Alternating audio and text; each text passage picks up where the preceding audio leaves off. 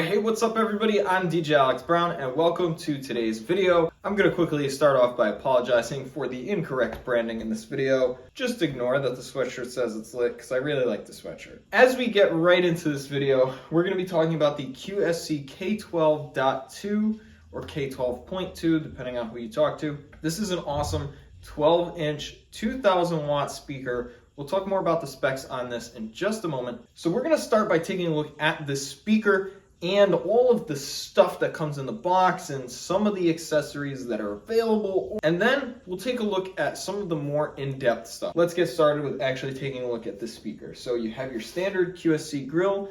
On the exterior here, black painted steel.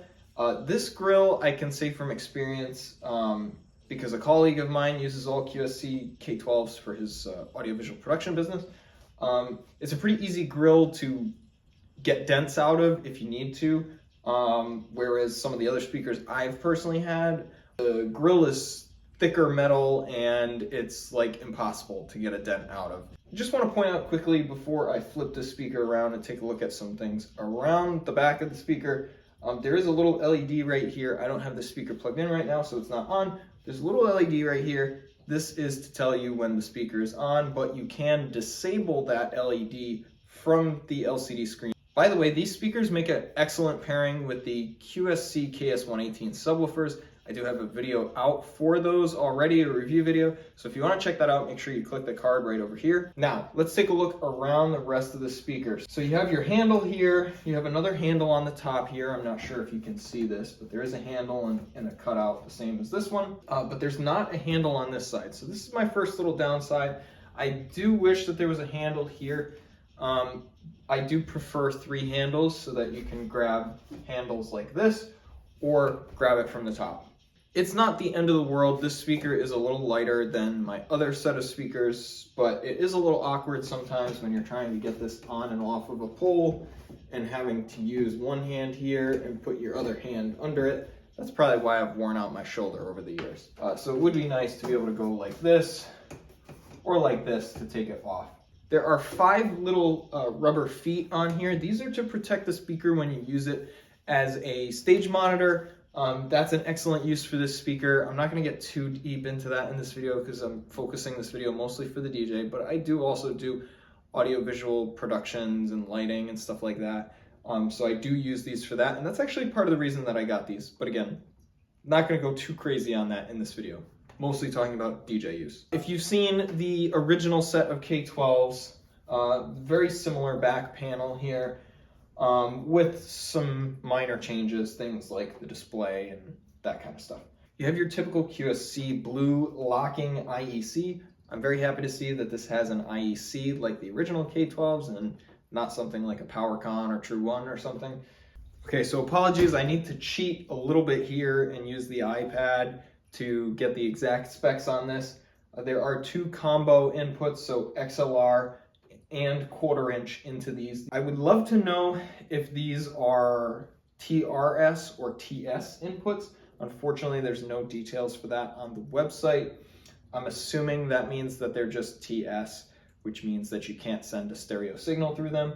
But also interesting, this input A is mic line and B is high Z in line. So really cool feature, but it's a super cool feature to have built into your speaker. Of course, you have your input volume control, gain control for all 3 of your inputs. We'll talk about input C in just a moment. You have 2 XLR outputs that go straight from A through A and will send whatever A is to whatever else you're connecting in. And there's a really nice routing diagram like the old K12s had on here as well. And then A, B, and C go through this 3rd XLR. I'm going to refer to this as a mix out. Oh, well, it refers to it as a mix out here too. So this also notes that it is including any gain. So I'm assuming that these ones are just straight through, no additional gain or mixing that's coming off of here. Really nice to have a set of options. Obviously, a lot easier to work with. And also, this is an awesome mixer for the back of the speaker. I'll also talk in a minute about some of the really in-depth controls you have on here, but again, I don't want to go too crazy here. And then your stereo input here input C. Again, separate gain control for this, but this is also a TRS input, so not just a TS. You can send stereo signal through this. This is a 1/8 or 3.5 millimeter jack. So if you want to plug a phone or something in, that's awesome. Unfortunately though, this speaker does not have any sort of Bluetooth capability. I'm not a huge fan of wireless connection myself, but I think that is something that a lot of people would like to see. Now we'll dive into this digital display in just a second here, but before I get there, I just want to mention the cost of this speaker because we did just talk about Bluetooth and stuff. The cost on this speaker, at least the recommended retail price, is $999 basically. So it's $1,000. If you want to get the K12 tote, which is designed for fitting this speaker, this is around an additional $130. Obviously you may see some fluctuation in that online, but I'll link to the description a couple of different places that you can buy the speakers, the bags. Up here, you do have a little bit different amp setup than the original K12s. And obviously here you have your LCD display that in about 30 seconds we're gonna get into, and you have your rotary encoder and your buttons here. I wanna quickly point out, if you need to update these speakers, and again, this is another thing I'll talk about in just a minute. If you need to update these speakers, you pull this rotary encoder knob off, and there's actually a mini or micro USB, I'm not sure the official term, that you can plug in to actually update these speakers. So the firmware on these is updatable. We'll get into looking at that display right now, taking a close-up look at it and all of the features that are packed into that little display. So here we're taking a look at the display on the back of the speaker. This has the integrated settings, and I really wanted to talk about this because I think it's one of the most important features of the new K12.2s. So you have some things that you can adjust, like your line or mic input for the inputs, and then you have presets. So here are the presets: default, which is basically just flat, live bright, dance. I'm not going to go through everyone, but dance is basically like a DJ setting. It's going to boost the bass the most and take the highs down a little bit. That's the one I prefer to use. The only thing I'm going to mention about that is I do wish that it was a little more boosted on the low end bass. You know, it's close, but not exactly as I would personally like it. I'm a total sound snob though, so I guess take that with a grain of salt. You have your EQ settings here, your crossover. I don't use these because I pretty much always run my speakers through my subs, and then I just use the EQ from the subs. But if you need that EQ, it's there for you with 3 different presets. You have your delay. This is awesome. I have never had a set of speakers with delay capabilities before. So this is great for, you know, if you have speakers that are in a line, like the start shoot for a run or something. Just a really cool feature to have to make sure everything is kind of synced up sound-wise, or if you're syncing this with different subs or using this in a more professional application. It's just something that's nice to have. Then EQ. This is where you have a parametric EQ with full controls. This is actually a really nice EQ setup. You can control the Q, the frequency of each of these, so I can adjust this if I want to. And then, of course, the gain of how much you're taking out. Goes down to 6 dB, which is pretty good. Obviously, I'd always like more, but still, this is a lot for capability for a speaker in this price range with this amount of output. And then you have your basic settings, so you can set scenes. I have a scene for a little bit of a different setting for like a bass boost, but just to quickly let you know, the EQ will go along with whatever default setting the speaker is on. So if you change the EQ setting and then go change this EQ, this will just stay the same. It won't change if you change from dance to default. So back to settings. LED, just want to mention this because I think it's the most important. You can do front only, rear only, or front and rear. I always do rear only, and that's just this power LED right here. So I want to take a moment to mention this rotary encoder and updating the speakers. I did actually, this is my second set of K12s. I had to get them replaced actually because the original set that was sent to me was defective. Now, I don't mean to throw QSC under the bus here. I actually want to give them a lot of credit because they handled this really, really well, in my opinion. They were super good about working with me, trying to troubleshoot, see if they needed the speakers back and to send a new pair, or if mine were repairable with an update. Unfortunately, the update did not work. I'll show you on the screen what I was seeing, but I also noticed that the new set had a lot more bass, so I'm not sure if that was something that was a software update issue or whatever was going on with the speakers, but I'm super happy with the bass response on these speakers. But these things do shake a room very well, definitely better than the Yamaha DXR15s that I was using for a while, and that I purchased these intending to replace those. I did also just buy a second set of these that has not come in yet because I am planning to basically switch everything over to QSC.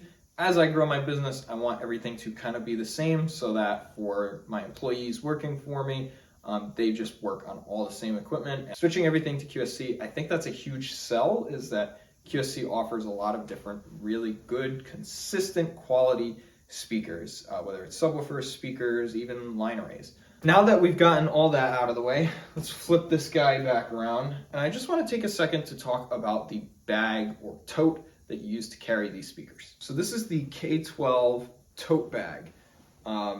And I basically just drop my speakers into it, but you could zip it all the way down. That's really the proper way to do it. This is a really well-made bag. I like the size of the pouch. It's adequate for fitting the cord that comes with it, which I'll talk about in a minute.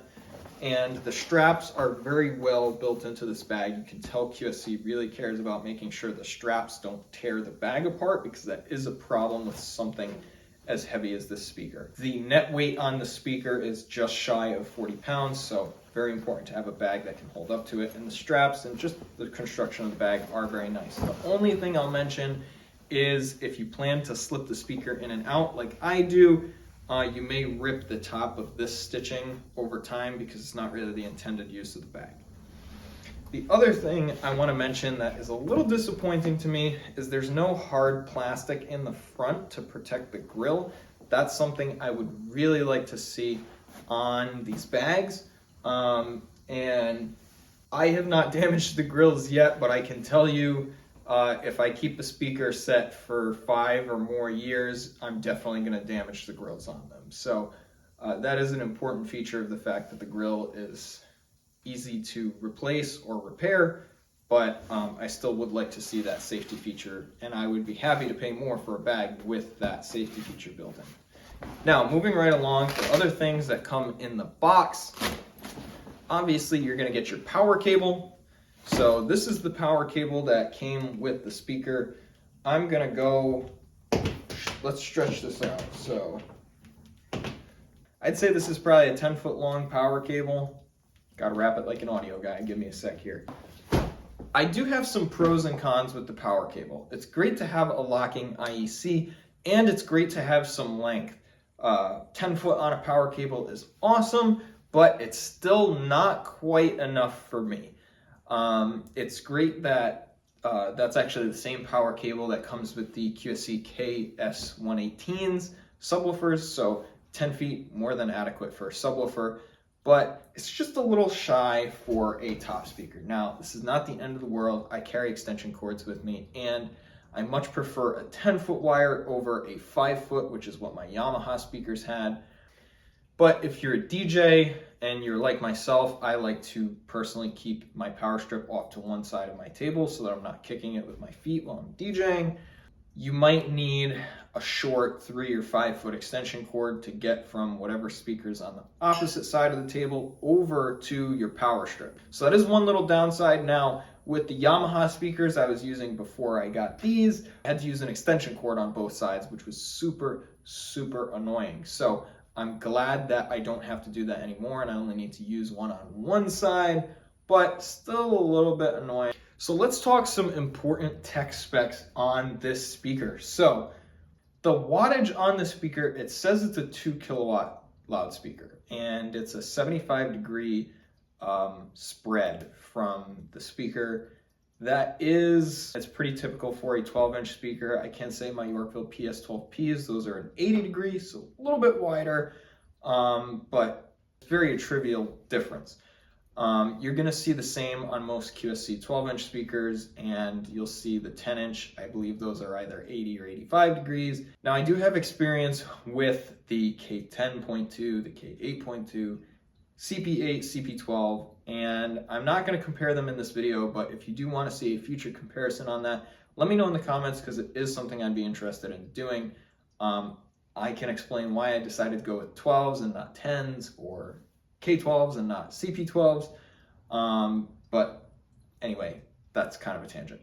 So this is a 2000 watt speaker, but it's actually a little bit more than 2000 watts. It's actually 2025 watts peak, with 225 going to the driver for the high frequencies and 1800 watts going to the woofer. The frequency response is very good for a 12-inch speaker. The best frequency response you're going to get out of this at negative 10 dB is 20 kilohertz down to 45 hertz, which is below the sub-bass range. So you can get a very wide frequency range out of this, which is awesome. So according to the QSC website, this has a max output of 132 dB, but it has a continuous output of 126 dB. I'm not sure how they measured this differently, but that's a pretty wide spread.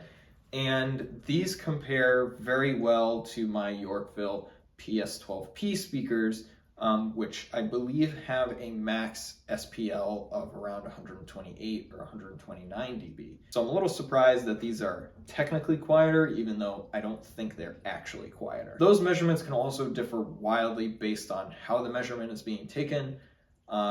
And unfortunately, speakers, you really have to hear it for yourself. I'd like to also mention what my motivation was for switching to QSC products for my sound systems.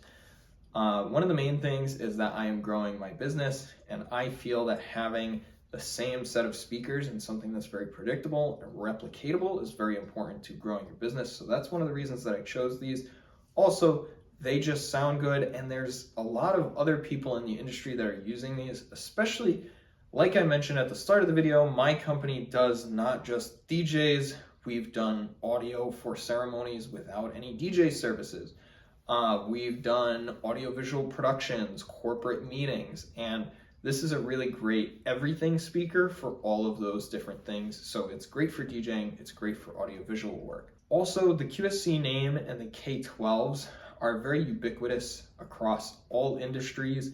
We get rental orders plenty of times that the rider, someone says, oh, I'm looking for 2 K12s for main speakers and 2 K10s for monitor speakers. Obviously, what they're really looking for is 2 12-inch speakers and 2 smaller monitors. To be able to just tell someone, yes, we have K12s available, you're going to get a little bit more of that rapport with your clients, at least in my opinion. I don't really like giving star ratings to products, but I am very happy with these speakers, so happy that I just bought a second set, and they are nice and compact, relatively small and relatively light for the sound that they produce. So would I recommend that a DJ or production company buy these speakers? Would I recommend these to a friend? Would I buy them again? Well, if you haven't figured that answer out already, the answer is yes, because I've already bought another set of them and I already am recommending them to other people in the industry. So 100%, I will be sticking with these for a long time. Now, as a quick mention, if this is more speaker than you need, or if it's out of your budget, consider looking at the CP12. It's a very similar speaker, just not as much sound output and about half of the cost. In just a moment, there'll be cards popping up with all of different videos and a subscribe. Please make sure to subscribe as well. And if you like the video, leave me a thumbs up, leave me a comment. If there's anything else you want to see about this speaker or about the K series speakers or the CP series speakers, let me know in the comments as well. Thank you guys again so much for watching. That's going to be it for now. Until next time, peace.